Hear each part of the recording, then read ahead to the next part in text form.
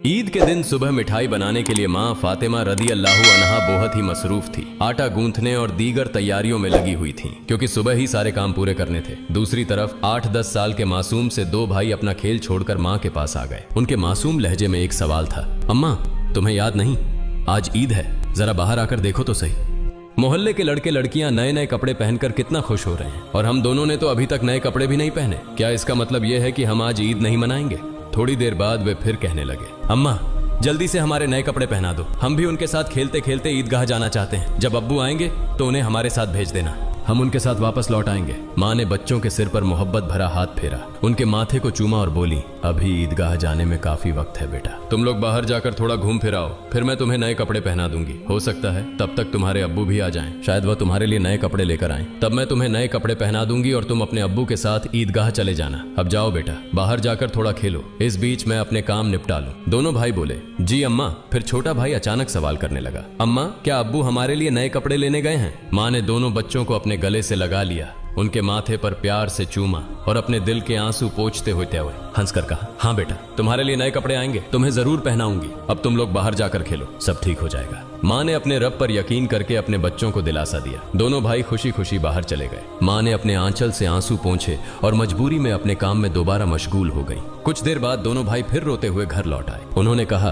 अम्मा वे लोग हमें अपने नए कपड़े दिखाकर चिढ़ा रहे हैं। वे कहते हैं, देखो तुम्हारे पास हमारे जैसे नए कपड़े नहीं हैं, अगर होते तो तुम इन्हें जरूर पहनते। वे कहते हैं कि हमारे अब्बू कैसे हैं जो ईद के दिन भी हमारे लिए नए कपड़े नहीं लाए। वे हमें ईदगाह चलने को कह रहे हैं और बोल रहे हैं जल्दी से नए कपड़े पहनकर आओ, अगर आना है। वे खजूर के पेड़ के नीचे खड़े हैं और तब तक हमारा इंतजार करेंगे जब तक हम नए कपड़े पहनकर उनके साथ न चले। अम्मा अब्बू अभी तक क्यों नहीं आए? अम्मी हमें जल्दी से नए कपड़े पहना दो ताकि हम आपके साथ ईदगाह जा सकें। मासूम बच्चों की इस गुजारिश को सुनकर अम्मी अपने जज्बातों पर काबू नहीं रख सकी। आंसू रोकना उनके लिए बड़ा मुश्किल हो गया, लेकिन बच्चे अम्मी को मजबूती से गले लगाकर खामोशी से उनकी ओर देख रहे थे। सब्र खो चुकी अम्मी अपने बच्चों को अपने सीने से लगाकर सिसक सिसक कर रोने लगी। कुछ ही पल में खुद को संभालते हुए अम्मी ने आंसू पोंछे और चेहरे पर जबरन एक हल्की मुस्कान लाते हुए बोली, अभी ईदगाह जाने का वक्त नहीं हुआ है बेटा, तुम लोग इतनी जल्दी क्यों कर रहे हो? नमाज के लिए अभी काफी वक्त है। इस दौरान बाहर जाकर थोड़ा घूम फिर आओ और देखो तुम्हारे अब्बू कहाँ हैं, उन्हें ढूंढ कर ले आओ। तब तक मैं अपना बाकी काम निपटा लेती हूँ, थोड़ा सा ही काम बचा है। अगर तुम्हारे अब्बू नए कपड़े लाते हैं तो मैं तुम्हें बहुत खूबसूरती से तैयार कर दूंगी, फिर तुम मिठाई खाकर अपने अब्बू के साथ ईदगाह जाओगे, ठीक है?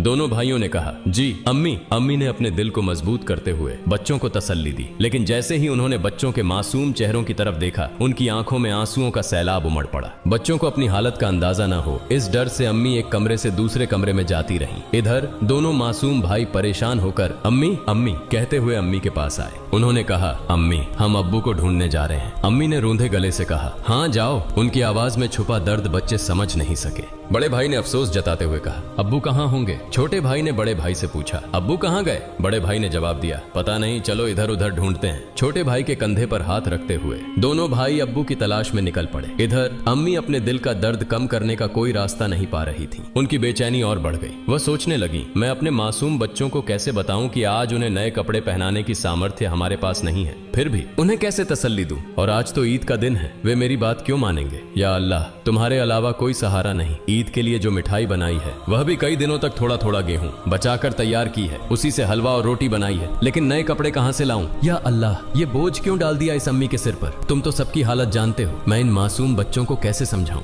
या अल्लाह तुम रहम दिल और सर्वशक्तिमान हो, झूठ बोलना गुनाह है, यह जानते हुए भी मैं अपने बच्चों को झूठे दिलासे और उम्मीद देकर बहला रही हूँ, लेकिन अब मैं क्या करूँ ये तो बता दो। हे अल्लाह तुम मुझे रास्ता दिखाओ, तुम मेरे गरीब पति की हालत जानते हो, तुम गरीबों के हालात से वाकिफ हो, हे रहमान हे रहीम। यह कहते कहते माँ रसोई में चली गईं और जोर जोर से चक्की चलाने लगी। चक्की के घुर्र घुर्र की आवाज के साथ उनके दिल का दर्द भी बाहर आने लगा। आंसू पोंछते हुए भले ही मिठाई बनाने का काम तेजी से चल रहा था, लेकिन जैसे ही यह काम पूरा होने को आया, एक और मुश्किल सामने खड़ी हो गई। तभी अम्मा अम्मा कहते हुए दो मासूम बच्चे हांफते हांफते माँ के पास आकर खड़े हो गए। माँ ने कहा, बोलो बेटा क्या बात है? माँ ने अपनी इच्छाओं और आराम को हमेशा पति की गरीबी को देखकर दबा कर रखा था। वह थोड़े में ही खुश रहती थी, लेकिन आज मासूम बच्चों की की छोटी सी ख्वाहिश ने उनके धैर्य को तोड़ दिया। उन्होंने खुद को संभालते हुए बच्चों को गोद में उठा लिया, मुस्कुराने की कोशिश की, उनके माथे पर चुंबन किया और कहा, बोलो बेटा क्या कहना है। दोनों बच्चों ने हाथों से अपनी आंखें मसलना शुरू कर दिया। यह देखकर छोटे भाई ने भी बड़े भाई की नकल कर ली। माँ ने कहा, देखो बेटा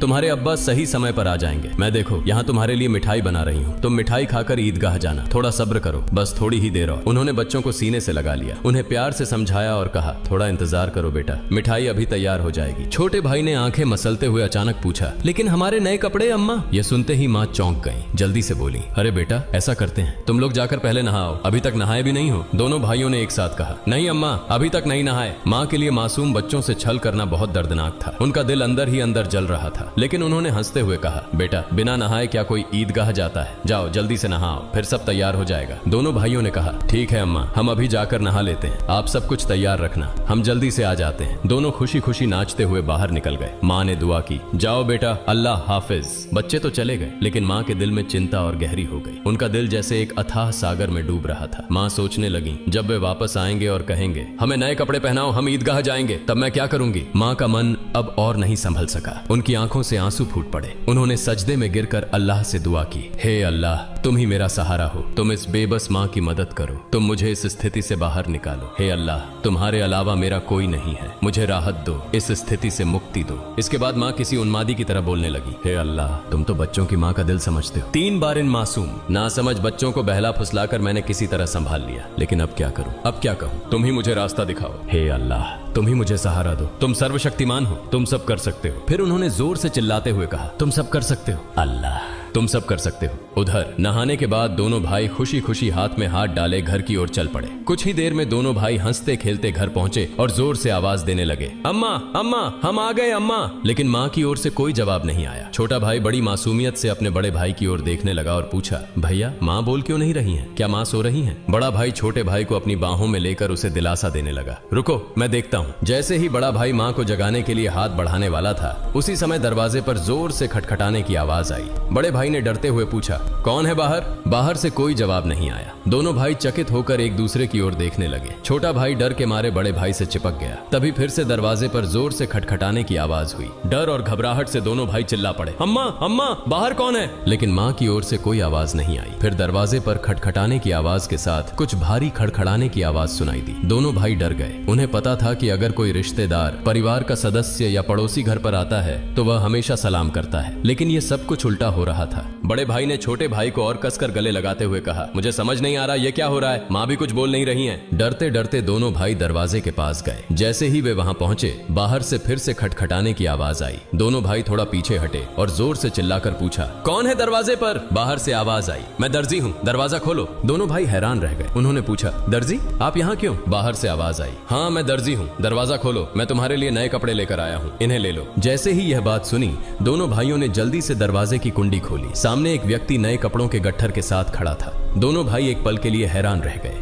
दर्जी ने कपड़े उनकी ओर बढ़ाए। बड़े भाई ने झटपट सारे कपड़े अपने हाथों में ले लिए और छोटे भाई का हाथ पकड़कर तेजी से दौड़ते हुए माँ के पास पहुंचा। उस समय माँ अब भी संभल नहीं पाई थी, वह गुपचुप आंसू बहा रही थी। दोनों भाई बोले, अम्मा अम्मा देखो दर्जी हमारे लिए कितने सुंदर सुंदर नए कपड़े लेकर आया है, जल्दी से हमें कपड़े पहनाओ, हम ईदगाह जाएंगे। बड़े भाई की बात सुनते ही छोटा भाई भी चहकते हुए बोला, हाँ अम्मा जल्दी करो, अगर देर हो गई तो हमें नमाज का समय नहीं मिलेगा। माँ यह सुनकर हैरान रह गई। कुछ पल के लिए बच्चों की ओर देखा और उन्हें गले लगाकर फूट फूट कर रोने लगी। इसके तुरंत बाद उन्होंने बच्चों को छोड़ दिया और सीधे सजदे में गिर गई। उन्होंने कहा, है अल्लाह तुम्हारी महानता को कौन समझ सकता है। उन्हें तुरंत समझ में आ गया कि जो व्यक्ति नए कपड़े लेकर दर्जी बनकर आया था वह वास्तव में दर्जी नहीं था, निश्चित ही वह अल्लाह के भेजे हुए फरिश्तों में से एक था। माँ सजदे से उठी और जल्दी से बच्चों से बोली, जाओ बेटा जाओ, उसे मेरा सलाम कह देना और कहना कि वह आज हमारे घर से विदा हो जाए। लेकिन बच्चों को यह बात याद ही नहीं रही। दोनों भाई नए कपड़े पाकर इतने खुश थे कि उनकी खुशी का ठिकाना नहीं रहा। माँ ने बच्चों को देख उनके सिर और पीठ पर हाथ फेरकर उन्हें गोद में लेकर प्यार किया और माथे पर चूमा। फिर हल्के से डांटते हुए कहा, बेटा क्या तुम अभी तक नहीं गए? दर्जी साहब को क्या लगेगा। वे सोचेंगे कि इस घर के लोग कितने बदतमीज हैं। मेहमान बाहर दरवाजे पर खड़ा है और तुम यहाँ मस्ती कर रहे हो। तुमने उसे भूल ही गए। यह तो बहुत बड़ा गलत व्यवहार है। तुरंत जाओ, उसे मेरा सलाम पहुंचाओ और कहना कि वह आज हमारे मेहमान बने। जाओ बेटा, उन्हें बैठक में आराम से बैठने के लिए कहो। बिना देरी किए दोनों भाई दरवाजे की ओर भागे, लेकिन तब तक दर्जी घोड़े पर सवार होकर घर से बहुत दूर निकल चुका था। दोनों भाई जोर से चिल्लाने लगे, दर्जी साहब, ओ दर्जी साहब, अम्मा ने आपको सलाम कहा है, जल्दी वापस आइए। आज आप हमारे घर दावत पर आइए, हम बैठक का दरवाजा खोल रहे हैं। लेकिन दूर से हवा के साथ जवाब आया, अपनी अम्मा और अब्बा को मेरा सलाम देना, किसी और समय मिलने आऊंगा, अस्सलामु अलैकुम। दोनों भाई दौड़ते हुए माँ के पास आए और सब कुछ बता दिया। बोले, दर्जी साहब ने तुम्हें और अब्बा को सलाम कहा है, वह घोड़े पर सवार होकर उस तरफ जा रहे हैं, जल्दी आओ। माँ, उन्हें देखोगी ना? जल्दी करो और खिड़की से देख लो। जल्दी आओ। माँ, अगर देर करोगी तो उन्हें फिर नहीं देख पाओगी।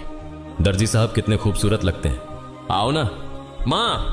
माँ ने बच्चों की बात सुनकर खिड़की के पास आकर खड़ी हुई और बाहर की ओर देखा। उन्होंने देखा एक तेजस्वी पुरुष नजर आया। वह आकाश की ओर उड़ते जा रहे थे और उनके शरीर की चमक चारों ओर फैली हुई थी। उनकी रोशनी सूर्य की किरणों को भी फीका कर रही थी। मां तन्मय होकर यह सब देख रही थी। अचानक वह पुरुष घोड़े सहित कहीं अदृश्य हो गए। उन्हें अब और नहीं देखा जा सकता था। इतने में दोनों भाई जोर से चिल्लाकर बोले, अम्मा देखो, वो रहे अब्बा, दूर से आ रहे हैं। वह मां ने बच्चों को लेकर अंदर कमरे में ले गईं और उनके शरीर पर नए कपड़े पहनाने लगी। उसकी आंखों से खुशी के आंसू बह रहे थे। दोनों भाइयों ने हैरानी से पूछा, अम्मा तुम क्यों रो रही हो? मां ने कहा, बेटा मैं क्यों रो रही हूँ यह तुम अभी नहीं समझोगे। तुम्हारी उम्र अभी इतनी नहीं हुई है, लेकिन आज से यह बात याद रखना, एक पल के लिए भी अल्लाह ताला को भूलना मत। अल्लाह को हमेशा याद रखना। जो हमेशा अल्लाह को याद रखता है वह कभी भी मुसीबत में नहीं पड़ेगा। अगर तुम इस छोटी सी बात को हमेशा अपने दिल में बसा लोगे और जिंदगी भर अल्लाह को नहीं भूलोगे तो देखोगे कि अल्लाह हमेशा तुम्हारी मदद करेगा। वह कभी तुम्हें कठिनाइयों में नहीं डालेगा। माँ अपने बच्चों को यही नसीहत दे रही थी और साथ ही उन्हें नए कपड़े पहना रही थी। जब बच्चों को सजाने का काम पूरा हो गया तो मां ने सुरमे का डिब्बा लाकर छोटे बेटे की आंखों में सुरमा लगाया। बड़े बेटे की आंखों में सुरमा लगाते ही दरवाजे के बाहर से आवाज आई, अस्सलामु अलैकुम या फातिमा तुज जहरा। अंदर से हजरत फातिमा रज़ियल्लाहु ताला अन्हा ने जवाब दिया, वालेकुम अस्सलाम या अली करीमुल्लाह। छोटा बेटा दौड़कर बाहर गया और चिल्लाने लगा, अब्बा आ गए, अब्बा आ गए।